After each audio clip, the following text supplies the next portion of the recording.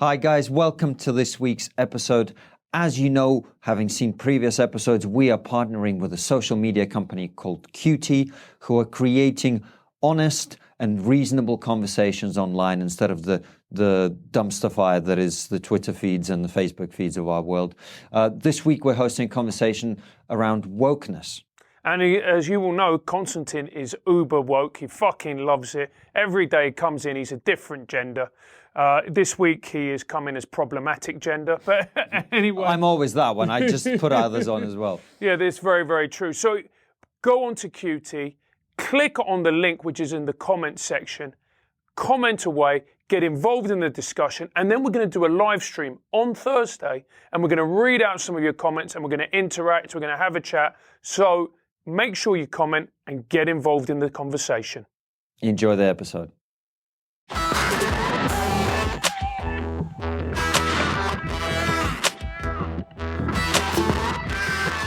So welcome back. What we're going to do now is we're going to bring Andrew Doyle on stage. If you don't know what TRIGGERnometry is, it's a YouTube show where we interview people who have interesting and controversial ideas sometimes.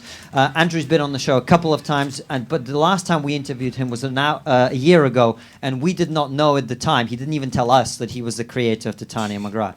So please welcome to the stage Andrew Doyle.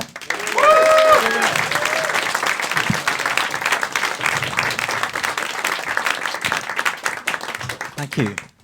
It's good to have you back. Yeah, man. it's good to be here. This is fun. Well, tell us, why did you create Titania McGrath? Okay, so for those of you who don't know, she's a Twitter character predominantly, and I started it about in last April. And the idea of the character was to kind of embody that kind of radical, fourth-wave feminist, intersectionalist, woke activist. And I did it as a satirical character on Twitter, and then she got a book deal, and then then turned into a live show, and that's sort of that's how it happened to sort of run away out of my hands a little bit. And why do you think it struck such a nerve? Because you started it last April. How many Twitter followers does it now have? Oh, I did like 380,000, I think. But I think what happened was very early on, because I did it sort of as for myself, you know, as a kind of laugh, and very early on what happened is it started getting retweeting a lot, and particularly because I wanted her to be like a slam poet. So because I really like slam poetry. Well, it's so bad, isn't it? And it's like it's really bad. And I love watching them do it because they stand there and they sort of do that really sort of self-important pausing at the start, you know, where like, I've just got to get into character, and then they launch into it, and it's just terrible. And and it's always really earnest. I love that sort of stuff. It's really earnest, and it's about important things. It's my truth, you know. And so I thought it'd be quite good for her to do that.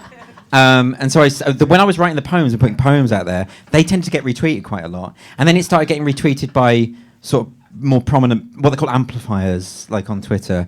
And then she got permanently banned. And so she'd been banned a couple of times, right? And then she was permanently banned. And I had an email saying, Titania's gone, you cannot come back. And then loads of people sort of kicked off about it. Then they emailed me again saying, oh, it's all right, she's back again. So they undid the permanent ban, right? Twitter call it a permanent suspension, which is a semantic contradiction, but they're not literate, you know. So they're not though.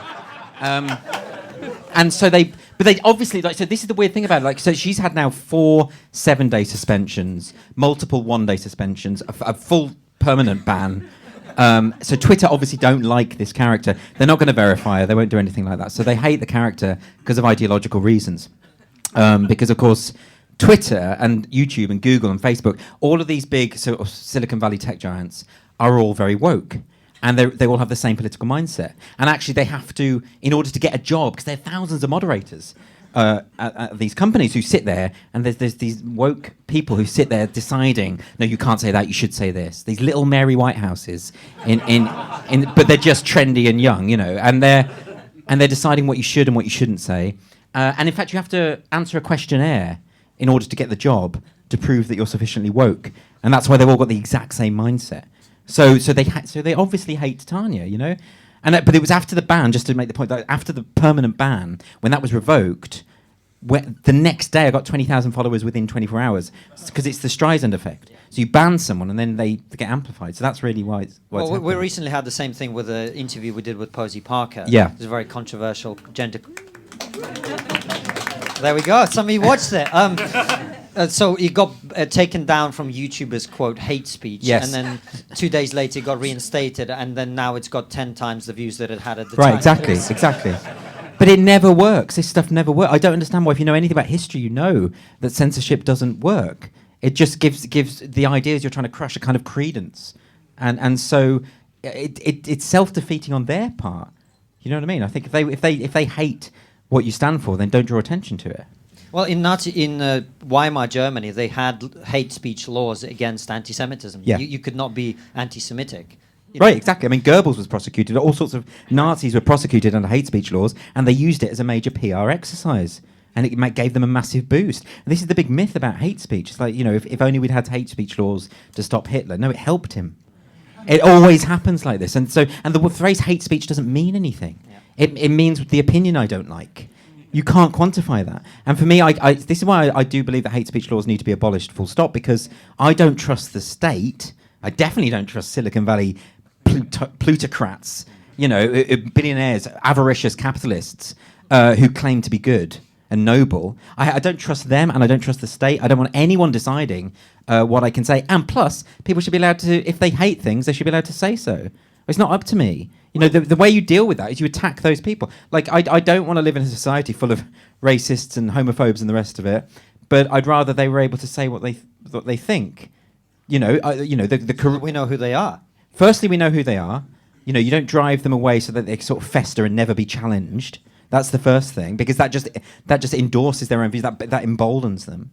And the other thing is, I don't think that's the best way to. I think any response to nasty, offensive speech is to critique, ridicule, counter-argue, or whatever, because that way you can deal with it. But trying to shut it down actually always inevitably amplifies that. And that's why I say this a lot, and I'm very serious about this, and I think people don't take it seriously. I believe that the woke movement and the social justice movement, as it currently stands, is doing the PR on behalf of the far right. It is amplifying and boosting the far right without meaning to. I think it's probably well-intentioned, but I think it's doing all the wrong things, and it is self-defeating. Can I just say, we've been talking for 10 minutes and we already spoke for about 3 of them on the Nazi, so well done, everybody. Right. We already got straight into it. Sorry, yeah, but... and why do you think the character of Titania has been labelled far-right? I mean, it's a nonsense, isn't it? Oh, it absolutely is. Because people don't know what far-right means. That's one thing. People have stopped reading books, and they don't know what... So I think there's a big confusion about what left and right means. I mean, even The Guardian called us both right-wing comedians, right? You're further right than me, aren't you? I'd say, thank you. Well, I'm just saying, but given that you are far right, me being further right than you, I'm pretty fucked down. Well, look, okay, you're an old school lefty. Yeah, exactly. I'm a centrist, right? That's what I mean. So we're both Nazis. So if you take, if you take the spectrum of where we are, you're just objectively further right than me. But then The Guardian is further right than me. So that's the weird thing when The Guardian calls you right wing. You think, okay, but even The Guardian doesn't know what it means anymore. Well, they don't. I mean, I've had writers for The Guardian calling me alt right. It's like I'm not. That's opposed to everything I believe. So you can't these labels, they don't mean anything. People aren't educated politically. I think that's part of the problem. Titania is mocking the woke left, but of course the problem is that the woke left aren't actually left. They identify as left, but they don't know what left means. They're incredibly bourgeois. Like the woke movement is, you know this to be true. Like whenever you hear this stuff online, or you see an opinion column in the New Statesman or the Guardian coming from this very woke perspective, invariably, like 9 times out of 10, that person is privately educated, really deeply privileged, and they just want to talk about how oppressed they are.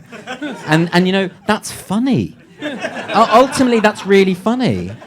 So let's dig in, because we use these terms left and right, and no one seems to know what they mean. I'm not sure I know what they mean anymore. So I guess in your sense, being left-wing means a focus on class. On class and economics and money. Right. Right. That's what it's all about. And the working man should own the means of production. It's the idea that you can just take away class and money and substitute race, gender, sexuality, and identity politics is a complete misunderstanding of what. That's why proper lefties, sort of old school lefties, they never sit comfortably with this kind of identitarian woke thing. Bernie Sanders doesn't fit well with a woke template. Jeremy Corbyn doesn't either. When Jeremy Corbyn stands up and announces his pronouns, it feels weird, right? not least because there was no one in any doubt about what his pronouns were. And it's weird. There's a weirdness about it, you know. When Jeremy Corbyn, does that speech at Loughborough and white people are charged an extra £10 to see it, and you just think this stuff isn't. It's not what he really is. It's not what socialism is, and it's not what being on the left means. It's been sort of hijacked, and I think I put it down to class issues. I put it down to the fact that 7% of our country is educated privately. Those people. They run the media, the arts, all the law, policing, so they are the influencers, but they're this privileged woke group, and that's the problem. And then you get this sense that this is everywhere. I mean, like we see it every day, don't we? Get these articles, this constant churning of woke stuff down our throats, and you start to believe that this is the world we live in now. And it's not. It's a small minority. It's a tiny minority of really powerful, rich people who are pushing this woke narrative. You know, when Kamala Harris said recently that Trump won't win in 2020 because the world is woke now, and you're like, no, you're woke and your mates are woke. The people aren't. The voters aren't, and you'll find out what come election day. This is. No, it's completely true what you said. So this movement seems to have started, as far as I can see, from the last sort of 10 to 15 years. Yeah. And you say it's 7%. But why? Do you think it comes from guilt? The fact that these people are born into great wealth, they've had these wonderful lives, they look around the world, people are struggling, and then somehow they want to be able to feel better about themselves whilst doing nothing. I'd love to know why. I don't know why. There's an odd inverse ratio, isn't there? When the more privileged we become, and the more tolerant we become as a society. You know, we live in one of the most tolerant countries in the world, where we don't have these problems of racism, sexism, homophobia. I'm not saying they're not there, but when it happens, you notice it. It's weird because it's so unusual, isn't it? It's whenever there's a homophobic attack in the news, everyone is furious. Everyone is outraged. You don't get these voices saying, "Now, hang on a minute, maybe that was," we live in that really sweet spot, and yet for some reason now that we've reached that point of greater tolerance, we are more convinced than ever, or certain people are more convinced than ever, that we're worse than we ever were. So there's this weird thing going on. I don't know why. And it's interesting to me because in my show in Edinburgh, which you know because you directed it, I love nepotism. This is like just have our mates. This is how it works. Yeah. Every night, one of the things I would say on stage is we live in one of the most welcoming, open, tolerant countries in the world. And as an immigrant, I'm allowed to say that, right? You're not. And every night, the crowd would pull back. Like I've just said, Harvey Weinstein is like a top lad or something, Yeah. Can I just say, Anton, who's our producer, clip that, please, and let's make it go viral.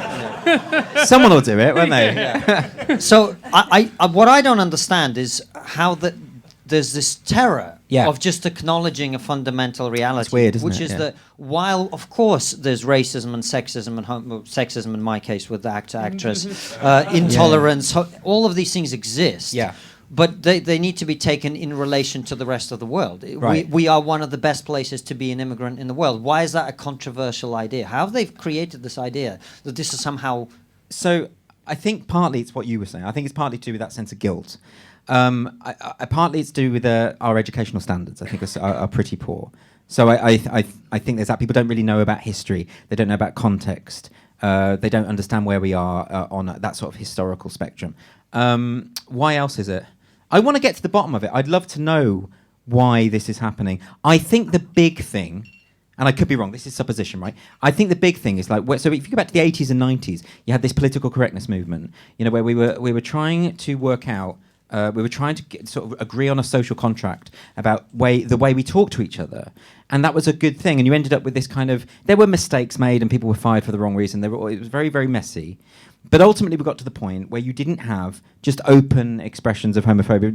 People at least know that they're free to do it, but if they do it, people aren't going to approve. And that's a really good position to be in. And that kept going when it should have stopped, I think. So I think we've got this. That's why I never talk about political correctness. I don't think what we're living through is a period of political correctness. I don't use that phrase. I think it's the deformed offspring of political correctness. And I don't know what you call that. And I really struggle with what to call that. It's a weirdly authoritarian. It's it's a coterie of fantasists. It reminds me of, so if you go back to the sort of 80s, 90s, there's a reason, right? There's a reason why all of the stuff you're going to read at the moment that's calling for bans and censorship and disapproving of comedians and their jokes, it's always going to be on left-wing press now. It's always in The Guardian. It's the stuff that you would have read Daily Mail circa 1985, right? That's what it used to be. You used to have like the right-wing tabloids talking about we need to ban this film, we need to ban this filth. The movie Crash, the Express and the Mail called for that to be banned. But that sort of stuff now you'll read on the left. So something's sort of flipped, and I don't know I don't know what that is or why. Maybe you have some insights, but do you see what I mean? I think it's something's gone wrong, something's become twisted, and the values that we used to believe on the left have been forgotten, and particularly things about artistic freedom and freedom of expression. And I think the fantasists are now on the left where they used to be on the right. So if you read like a column from Richard Littlejohn back in the day, and he'd be talking about how the country is flooded with asylum seekers, and they're being washed with benefits and tiaras and hotel rooms and diamonds, and it was never easy to be an asylum seeker in this country, right? This was this fantasy world that he lived in. But now it's the woke left live in this fantasy world. This is a fantasy world where everyone's a Nazi, where they're behind every pillar. There's probably a fascist over there. There's probably, there's fascists in the... Boris Johnson using the word surrender is a dog whistle to fascists. It's a military metaphor. That's what I mean about literacy. I don't think... I think the woke movement has lost any kind of... It's like they're trying to... You know what it is? So they identify as anti-racist. They love racism. They can't get enough of it. They want to see it everywhere. So Sarah Silverman blacking up for an anti-racist sketch. She's a racist. Yay! We found another one. And it's fucking Mary Poppins. Right? No. So I make this point because I tweeted as Titania last August. I took that moment in Mary Poppins. I took a still. You know where she's got chimney soot on her face. Do you remember that bit in the film? And I took a still and I said as Titania, I said, this is blackface. This is disgusting. Julie Andrews indulging in blackface. She's a racist, right? That was in August. February of this year, the New York Times ran an article saying Mary Poppins and it's shameful flirting with blackface. with a still from the same scene. Now that's the same as what I said. But I said it to take the piss. Right? There was an article 2 days ago in The Nation talking about how Thanksgiving's a great time. Forget about avoiding conflict. Have a row with your Trump-supporting family. Get into a fight. This was in The Nation. I wrote an article, I did a fake article as Titania last year saying, if I don't have a punch-up with my grandmother over Christmas over Brexit, I'll be really upset. It was the same principle. And it really worries me that this stuff is so easy to predict. It really worries me, because anything I can come up with at the moment, as ludicrous as it sounds, is probably going to come true. Right? That's scary. Not least because I don't want that sort of power. I don't... You're a comedian. You do want that sort of power. No, I don't. I'm frightened. I'm terrified by my own prophetic ability. And modesty. No, I don't have that. But there's a question that I want to ask you, which is, we see the left gradually eating itself. Now, you and I are both lefties, and we eventually want a leftist government to come in. We believe that will make society fairer and all the rest of it. But you look at the behaviour of some of the people, in inverted commas, on our team, and you're like, well, you're ruining it. Yeah. How are you going to win hearts and minds if you just start screaming at each other? We don't have a serious leftist option at the moment. That's the I don't think we've got that. It's full of when you allow the woke movement to take over, you are allowing the bullies to take over. It's never going to work. I mean, that's what's happened with Corbyn's band now, and the worst thing about these bullies is they think they're good, so that's really scary. And then you get all sorts of problems. So that's why I can never vote Corbyn again, because I think he's bought into all this identity politics nonsense. I think hiring Munro Bergdorf to be your advisor, that's the LGBTQIA plus activist.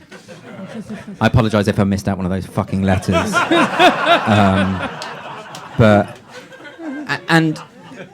And that makes me think he's not a thinker, he's not a free thinker. I think anyone who buys into the woke movement, I doubt their capacity for free thinking, because when you talk to them, so I got in an argument recently with someone who identifies as non-binary, and as soon as they started talking, I'm like, I know your opinion about everything. Now that I think is really scary, because I'm no longer talking to an individual, I'm talking to an ideology. I'm talking to a cipher for an ideology. And I don't want to feel like that, because I like to treat people as individuals. But it's like, but if I can predict everything you're going to say or think about anything, you're no longer an individual, or indeed thinking for yourself. You know, I mean, this was someone who is a comedian apparently, and I like you looked at me when you said that. yeah, sorry about that. And goes to various gigs, and she said to me, like, you don't understand. I go to Yes, because she's female, evidently, right? No, I'm sorry. Look, the thing about this is there is a biological reality to gender. No! Right? Well, listen, I'm not... Okay. And that's the moment we get cancelled, Right, guys. look. Okay, look, let me explain that. So I'm a full-on liberal. I'm a liberal, so I believe you should be able to call yourself whatever you want, identify however you want, and I have no problem with that. And also, there are people who genuinely feel in their heart that they have been born into the wrong body and want to do something about it. And that is something I support wholeheartedly. Do whatever you need to do, right? So the idea of non-binary as a label is a form of self-identification which has no grounding in reality, right? It is the idea of, it's actually an incredibly conservative idea, because what you're saying is my version of being feminine or being masculine isn't right. I'm not feeling it. So what you're in fact doing is saying that I believe that actually boys should behave this way and girls should behave that way. It's incredibly conservative. You're reinforcing conservative values of gender. I don't think there's a problem with a little girl, being a tomboy. I don't think there's a problem with a little boy behaving in an effeminate way, because I don't believe in those issues. I don't like people reinscribing the kind of conservative ideas about gender that we tried to get rid of. That's what I mean. So if you want to call yourself non-binary, that's fine, and I will support your right to do so, and I will oppose anyone who tries to demonize you for doing so. But I'm not going to expect other people to believe that it has any material reality. Okay? It's a gender. We've bought into this faith-based idea that gender is entirely a social construct, right? It's not.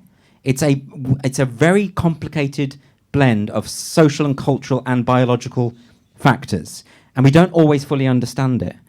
So any kind of ideologue that comes along and says, no, it's 100% about biology, or no, it's 100% about a society and about culture, they're both wrong, and they're both unwilling to look at nuance, right? So that's why. Sorry, this just came because I misgendered someone, right? that's all this came from, you know. But you were talking about this comedian. Okay, so what she was saying was that she go to a club and go up and constantly be having to berate comedians for the jokes they tell, right? And I was expected to say that I support this. I'm like, I'm surprised I haven't been punched, to be honest. Like, so the idea of, and it's really kind of, but I think it's authentic. I think this person felt genuinely harmed and hurt by the jokes that these comedians were telling. And that's just very scary, because firstly, that suggests that there's a misunderstanding of what comedy is, right? But also there's a real sense of entitlement there. That's what worries me about it. It's almost like the whole world is different to what I want it to be. So I'm going to demand, not just persuade or talk, but I'm going to demand that the whole world changes around me. And I just totally mistrust that. If I get married tomorrow and I meet say an evangelical Christian, and that evangelical Christian says, I do not accept your relationship, I'm not going to call that person your husband, I can say, well, hold a minute, can we have a discussion about it, or whatever? But ultimately, I can't say, if you don't call this person my husband, you should be arrested. It's up to them. That's their freedom. That's their conscience. So that's my defining line. The liberal perspective is, you can call yourself what you want and be whatever you want and say whatever you want, but once you try to impose by law your own values onto someone else, then that's an illiberal perspective to hold, right? So that's why I'm not on board with this idea of misgendering. If someone wants to call me she, they can. Right, and I can say, well, that's just factually wrong, but I'm not. You know, what am I going to do? That's their call. It's a bit stupid, but I mean, it's like that's their call, isn't it? It goes back to that conversation you and I had at Unleashed, where before, you know, the difference between men and women was the hackiest topic in comedy. Yeah. But now it's cutting edge and dare I say even fucking dangerous. Yeah, exactly. Like the moment you started talking about binary differences between men and women, there was a real tension. There's a real tension in the room. But why? Like, it's you should be able to. Also, we need to be able to. Firstly, we need to be able to discuss this stuff, right? And we need to be able to joke about this stuff, right? And by talking about it and discussing, you're not endorsing hatred against a particular group, right? The opposite. You're saying, let's talk about why you feel the way you feel, and let's see how we can make this work. I'm against that kind of intolerance. I'm against hatred, right? But once you start using language like, you are erasing my right to exist, what you're doing there is you're conflating speech and violence, and they're very, very different things. And it's a trick. It's rhetorical sleight of hand, and it shouldn't be trusted. It's gone very serious. No, it has. We're going to do a Q&A in about 10 minutes, but before we get to that, I wanted to pick up on this thing that you mentioned about the woke movement reinforcing stereotypes. Yeah. It's like the joke that Titania made about Francis looking Jewish, right? Oh, yeah, okay. And I love Jews because they're cunning and all this kind of stuff, right? Right. Like, it seems to me that a lot of this stuff is actually reinforcing a lot of stereotypes. For example, you're not gay because you don't buy into it, right? You're automatically not, your gayness is erased by this thing. Or black people are not black if they don't vote for the Democratic Party or whatever it is. Sounds like a joke, but that's what people are saying. That's what people say, yeah, absolutely. Yeah, they're saying that to be gay is if you basically are on the left. or like Alexander the Great. He's very tolerant. Very tolerant.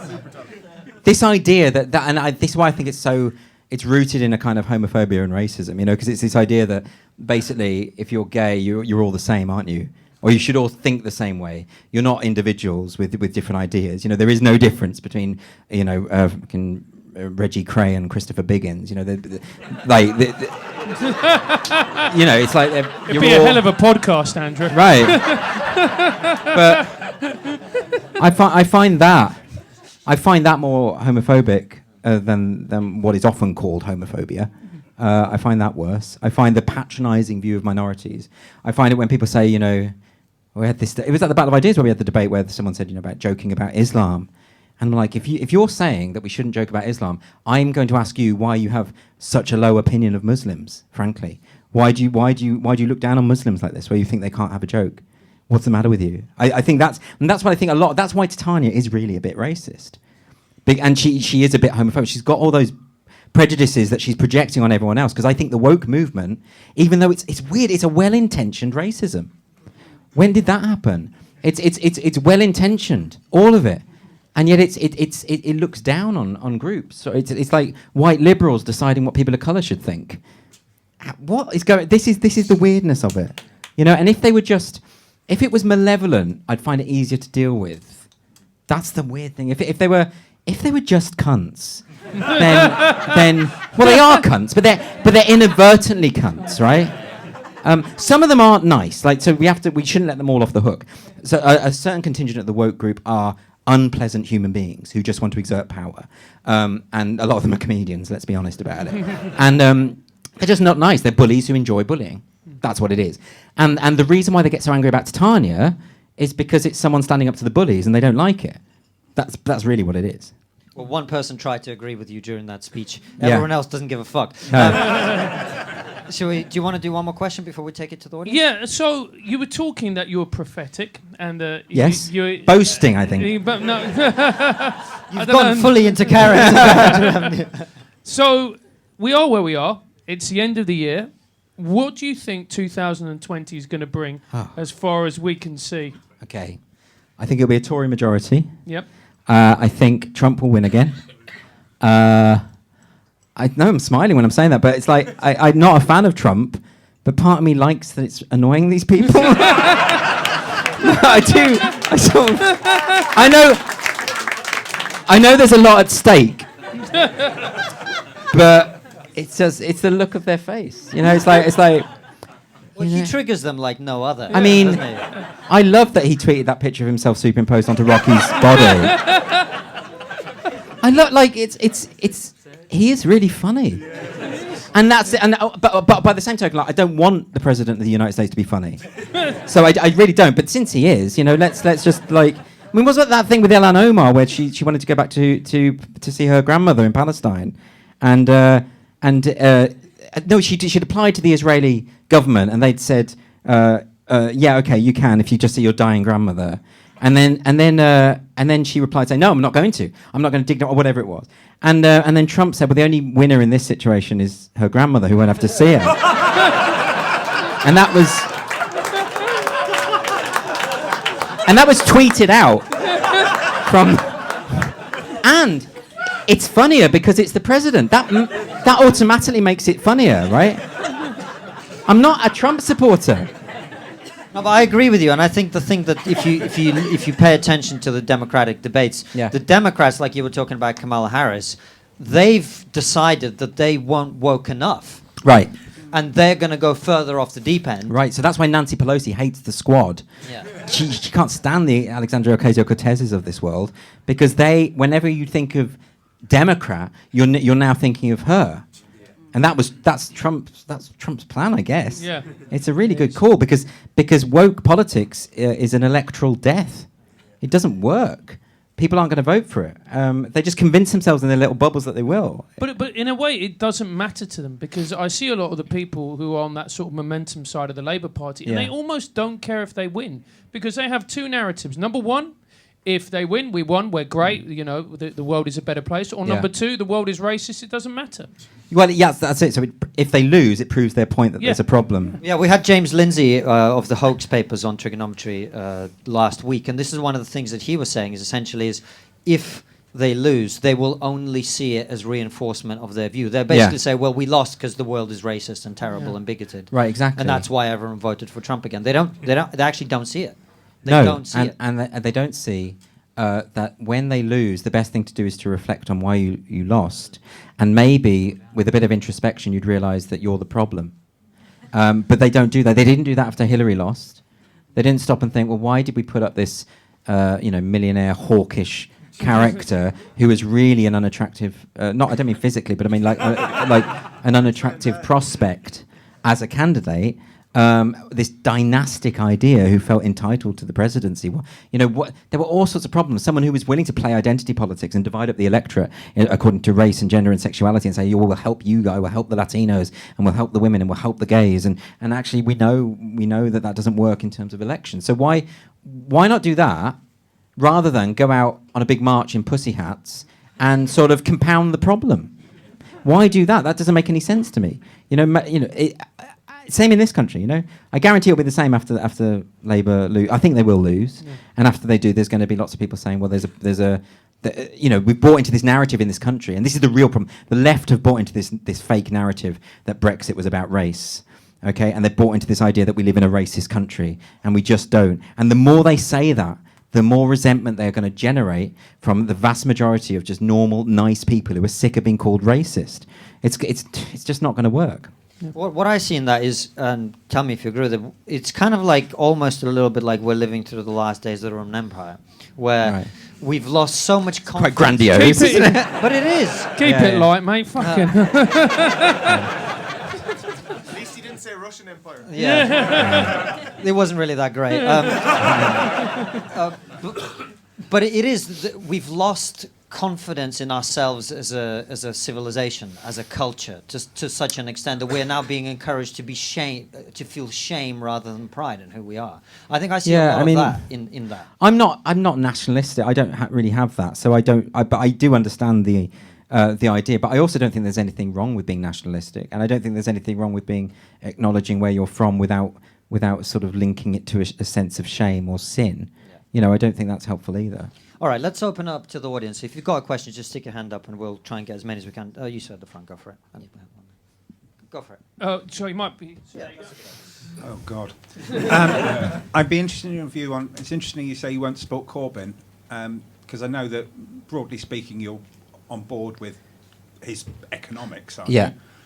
Two questions. One, I have a whole bunch of friends who still refuse to believe that Corbyn is anti-EU.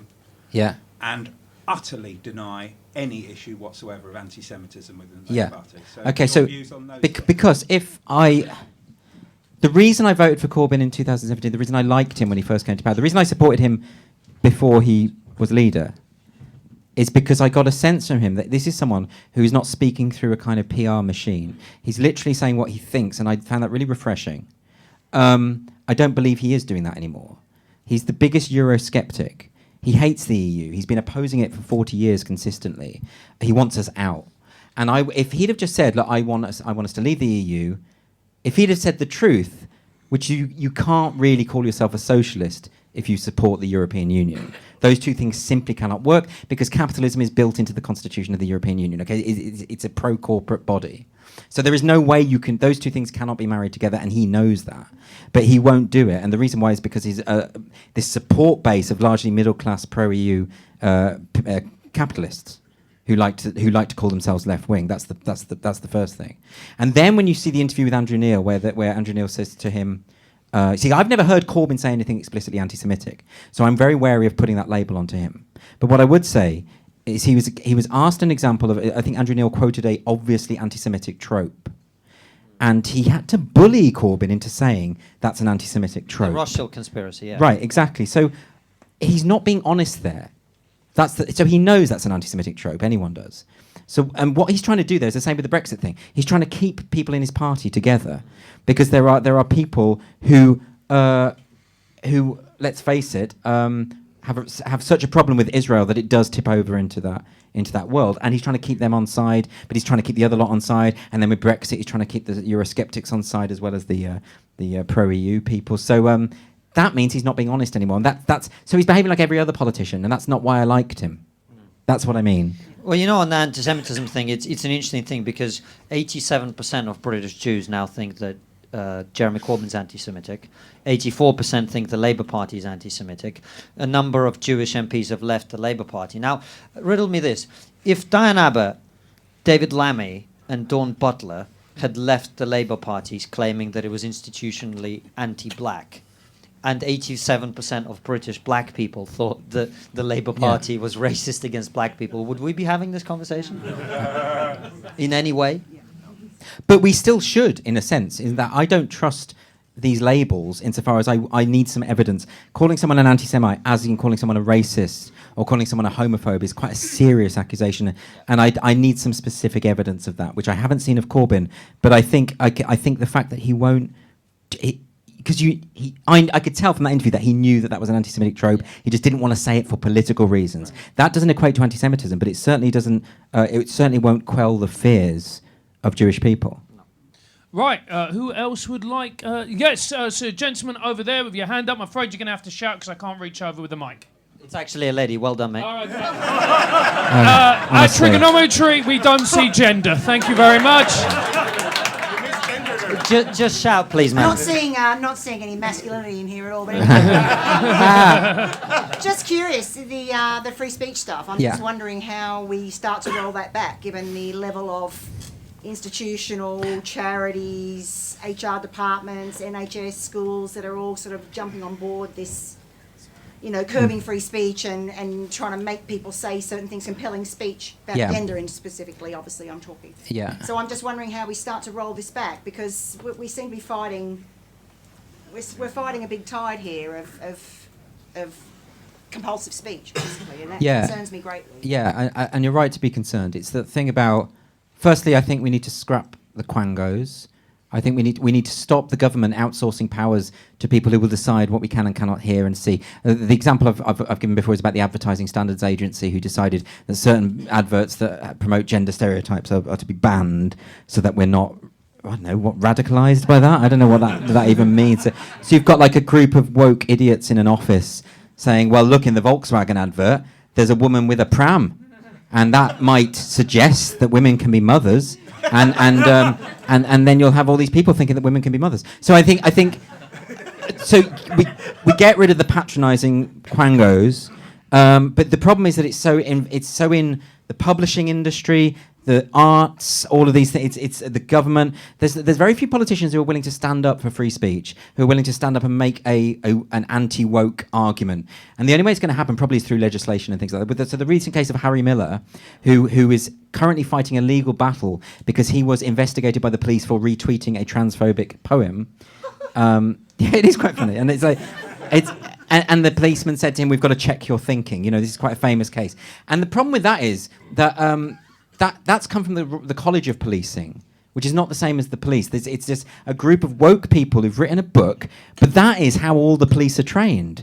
And that's what all the police think. So you have to tackle that. But the government doesn't stand up and want to tackle that, right? So it takes one individual who goes to a court case. And then when it gets to court, the judge is like, this is ridiculous. Like day one, the judge was saying, what the hell's going on here? And also the judge was saying that free speech is there to defend unpalatable views. That's what it's for. We don't have the Conservatives. And now, interestingly, in the new Conservative manifesto, there is a commitment to free speech. There's a commitment to uphold certainly freedom of the press, which is new. That's quite interesting because up until then I would have said that neither the Conservative, because I mean Theresa May had a terrible record on free speech. Theresa May kicked out Tyler the Creator. It wouldn't allow a rapper Tyler the Creator to come to the UK because of his lyrics. And then he did a rap about Theresa May. Right? That's great. There's like a rap about Theresa May online. Anyway, so but also the Labour Party is anti-free speech, explicitly. You've had Corbyn threatening the press, basically saying if we get in, you better watch out, right? And then we've got, like, all that sort of trash talk. And then you've got, like, and their freedom of speech, just generally speaking, they're not good on freedom of speech. So hate speech laws need to be abolished. We need to get rid of the Section 127 of the Electronic Communications Act. But who's going to do it? That's the act, by the way, that says that if you transmit or write something online that could be deemed to be grossly offensive, you can be arrested. It's the Dankula clause. Exactly. Yeah. Many, thousands of people arrested every year under that clause, and some of them saying really horrible, ghastly things. But so what? As in, that's their right. Not that you shouldn't criticise them for it, but no, I draw the line at arresting anyone for anything like this. This is why Joe Brand was investigated by the police for an obvious joke. So this stuff you might say is not serious, but it is serious because you've got to be vigilant when it comes to free speech. Otherwise, you end up like Canada. Otherwise, you end up like you do. You end up like Mike Ward. Yesterday, it was discovered the comedian Mike Ward, who was taken to the Quebec Human Rights Tribunal for a joke he told about a disabled boy, and the idea being that this is such an offensive joke, and he was fined £42,000. In the end, after some legal wrangling, it got down to $35,000. Sorry, and then he appealed it, and they've upheld. They've said he can't. His appeal won't be upheld. He has to pay $35,000 for this joke. He's not going to do it, which means potentially he could go to jail. And he is not just some shit poster on YouTube. He's one of Canada's most successful comedians. So you've got, Canada has a terrible track record on free speech. It is now becoming one of the most illiberal countries in the West, which is really weird, And I don't know, under Justin Trudeau, who spends more time in blackface than out of it. Right. Let's take a question from this section if anyone's got one. All right. Oh, there you go. Yeah. Gender non-specific person at the back. Go for it. I've noticed that I've actually been self-censoring quite a lot lately, where someone sends me something and I think, oh, that's funny, I want to say a joke. I'll be like, that's gay, but I don't want to say that. If I get any kind of success, maybe you should be self-censoring. it was an anime about volleyball or something like that, and I was like, oh, that's good. Volleyball is quite gay. I mean, if you've seen Top Gun, you know that. If I get any type of success in my life, like say 20 years from now, that's going to get offense to archaeology. They're going to dig that up. Yeah. No, he said that 20 years ago. Yeah, exactly. Yeah. Do we just not say it, or just keep that quiet, or is it like? Well, look, because then we can't just joke about it. Well, you should always think about what you say, and you should always decide whether can I justify that. I don't think there's anything wrong with that. I think where I have a problem is if you've had that conversation with yourself and you choose to say what you want to say, and then people are going to attack you for it and hound you out of your job. I can't get on board with that at all. The offence archaeology thing is a really scary thing. It's literally anything. Probably some stuff I've said today could get me in trouble. Everything, yeah. and I just, but no more than that. Mistakes that you've made.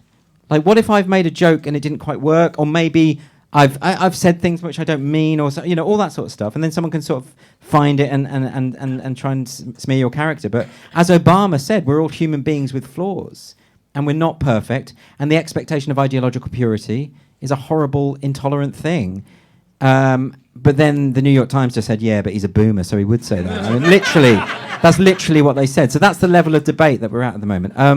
I don't know. Like, I mean, when it comes to things like racial epithets, homophobic epithets, all the rest of it, what I'd like to think is that we're sort of educated out of them, aren't we? Like, when we're at school, I think at school is where you can be quite militant about what people say. Because you said about, because I think to be an autonomous adult, you have to be well socialized. So you can't just have kids just swearing and taking gack and or whatever it is they're doing. You can't have. You've got to control kids and make sure they understand parameters and boundaries. I think when it comes to adults, no, fuck off. They can say whatever they want and do whatever. They've made that choice. They're autonomous beings. So yeah, it's a tricky one. But I don't think anyone should lose their job for saying a joke is gay.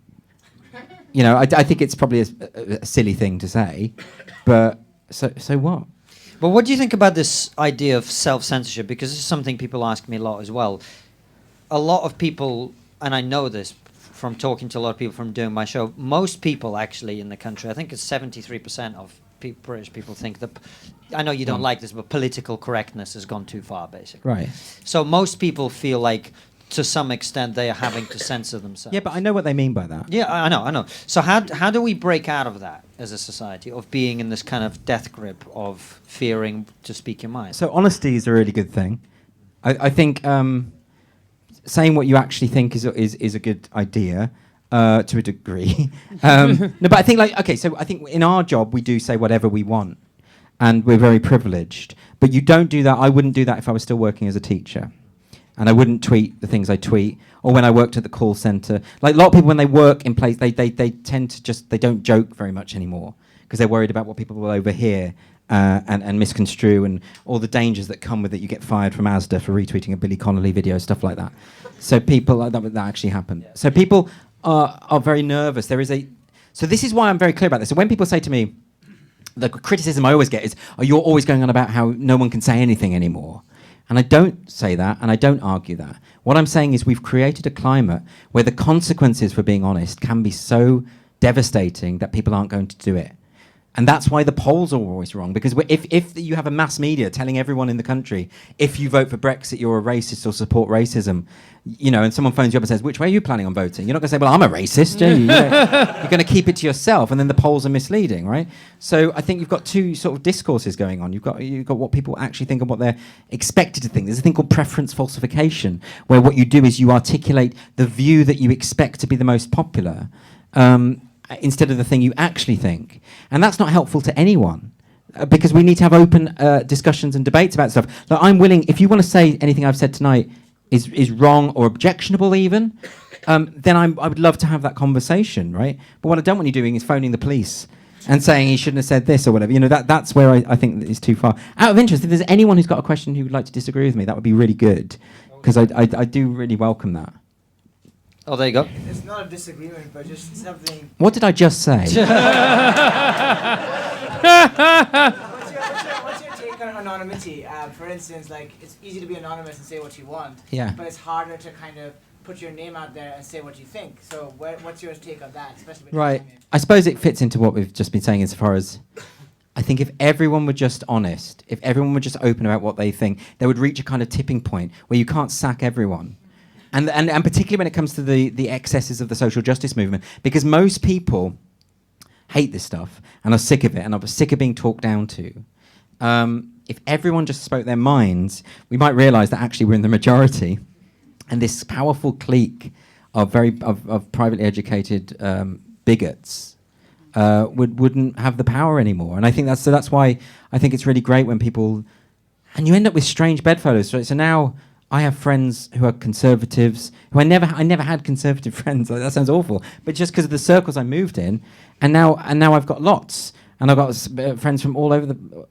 With that event we went to recently, where like at lunch there was the head of the Atheist Society sitting next to an evangelical American pastor, right? But they both agree on the free speech issue. They hate everything each other stands for, but they can talk about this stuff, and that's what we want. That's a weird situation to be in now, isn't it? Where you have, and also I've started meeting all these monsters of the right. You meet these monsters, the people who you've told are absolute monsters, and you meet them, and they're like, "You're nice." You meet them and you realise that they're actually decent people. They've just been completely mischaracterised. And this is the big... I spend all my... Whenever I get into arguments on Twitter, which I shouldn't do, right? But whenever I do, it's always someone has mischaracterised what I think and misrepresented what I think. And they've said, you think this, you think this, you think this. And they're always completely so far off. So I end up arguing from a position I don't hold. Like, I end up sort of embodying this monster they've created in order to argue, and it's absolutely futile, you know? So we need to do something about it. Again, I don't know any of the answers, but I think honesty is a really good place to start.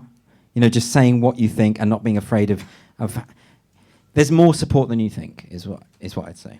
And the question that we always end on, every episode of Trigonometry, Constantine, would you do the honours?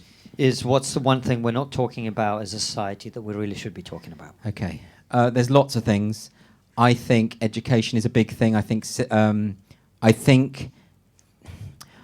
wonder if I said this last time when I was interviewed by you, but fuck it. We've interviewed so many times. I know, we're running out of answers to that question, aren't you?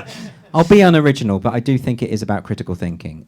I think it's about if you let people know. It's about political debate. It's about argument. It's that if you let people know that once they've insulted someone or shouted something or pretended they think your opponent thinks something they don't, you have automatically lost that argument. It's over. You know, so trying to instill that into people, trying to get people to think for themselves and not according to an ideological rule book would be great. Getting people to challenge their own ideas would be really good. All of this stuff comes back to what you embed at school, I think. Right? Not just assuming that something that someone says is right. I'm terrified of people who cannot self-reflect and cannot think about their perspectives and why they hold them. I think that's really scary to me, and I see that a lot in the woke movement. So yeah, I think that's the thing we should be talking about. How do we make that change? Again, I don't know the answer to that, but that's something that if we could get to that point, that would probably solve all of our problems in terms of political tribalism and all of that kind of thing. But how we get there, I don't know. And on that note, but guys, thank you so much for coming out. Please give a round of applause to Alice Marshall. Give a round of applause to our guest, Andrew Doyle. And you've been absolutely awesome. Thank you very much. Have an amazing rest of your summer. Thanks for coming out, guys. Thank you very much. Thanks for watching, guys. As always, subscribe to the YouTube channel. Click the bell button next to the subscribe button so you get notified when a video comes out. And follow us on all the social media @TriggerPod. And also leave us a nice review on iTunes and spread the word.